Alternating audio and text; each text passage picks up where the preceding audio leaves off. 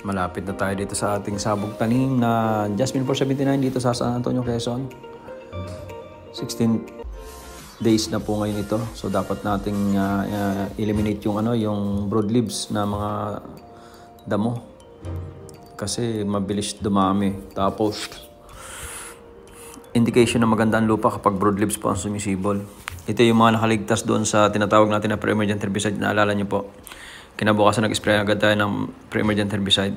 So ngayon mag-i-spray tayo ng post-emergent herbicide kasi may mga nakaputok ng mga broadleaves. Usually broadleaves mabilis sumibol.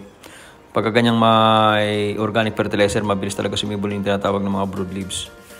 So i-spray natin to ng post-emergent herbicide. Itong sample na binigay sa atin ng Agro Iris ni paring Jan Cruz ng Agro Iris.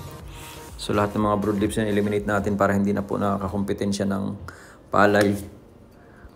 Kasi nagiging kakompetensya ng palay yan. Mas babagal ang pagsuhi ng palay kapag may kakompetensya siya sa nutrients. So eliminate na natin yan. Tapos may mga grasses siya na pa isa-isa. Kasama na rin sa mga tatanggalin natin. Para na sa ganun, buwelo-buwelo na po itong ating palay sa pagsuhi. Kailangan wala na makakaabala sa kanya sa pagsuhi. Itong pagpapatubig natin is ginagawa natin to prior sa pag-i-spray. Flashing po ang tawag dyan. So pagdaan ng tubig, putol. So pagka nag-subside ng tubig, nawala ang tubig, saka po tayo i-spray. Yan po yung sistema ng pag-i-spray ng post-emergent herbicide or late post-emergent herbicide or early post-emergent herbicide. Pare-pareho lang po ang sistema. Then after 24 hours pagka-spray, dapat po magpatubig na tayo. Pwedeng 24 hours or 36 hours, depende sa init. Pag ganito katindang init, dapat mga 24 hours lang. Pwede na. Pwede na tayong magbabad ng tubig. Ang pagbababad ng tubig as much as possible ay nakalubog yung damo at nakalitaw naman yung dahon ng palay. Ang pagbababad po is mas maganda kung umabot po ng mga 3 araw, no? 3 hanggang 5 araw. Sana nga yan kung meron talagang patubig.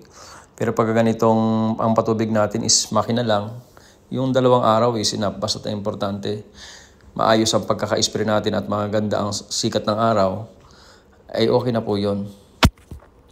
Isang tandaan natin, pag nag-i-spray tayo ng pandamo, dapat po talaga walang tubig. Marami palang mga farmer nag-i-spray, may mga tubig. Naku, hindi po magiging effective yun. Dapat po talaga basa lang ang lupa, walang tubig. So, 16th day. So, pagdating po ng mga 30 days, pwede na ulit sabugan ng organic fertilizer ito. 30 days or 35 days, depende po sa magiging sitwasyon. No? Pero most probably, bago po mag 40 days, dapat po nakasabog tayo ng pangalawang sabog ng organic. Magsasabog na naman po ulit tayo ng mga 20. So, 20 sa una, sa 1 hektarya, tapos 20 ulit sa 35 days yung ating Everlast na fertilizer. Ngayon, kung kayo po walang Everlast dyan, siyempre, gagawa po kayo ng inyong sariling version ng Everlast. No? Yung pong ipot ng manok na niluto natin. Kaya tinan nyo, berde-berde ang dahon. Ganun lang po ang sistema. Tapos, meron na tayong tinatawag na sustainability sa ating pagsasaka.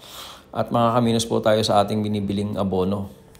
So, yun po yung ating vlog sa inyo for today. Thank you very much mga ka-agrit. Laging tatandaan sa ating munting channel, Well Agri TV, Farmers ang Bida. Yun pong herbicide na ginamit natin is available na po sa market yan. So, bahala na po kayo. Manood kayo ng video, tapos ulit-ulitin nyo lang para matandaan nyo po yung pangalan.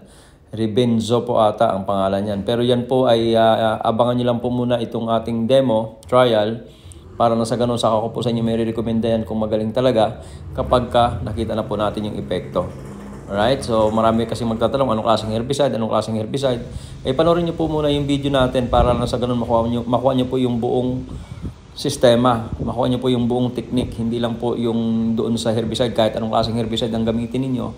Kung mali naman po yung technique na gagawin ninyo, sablay pa rin po yun. Walang magaling na herbicide, walang magaling na lason sa maling paggamit.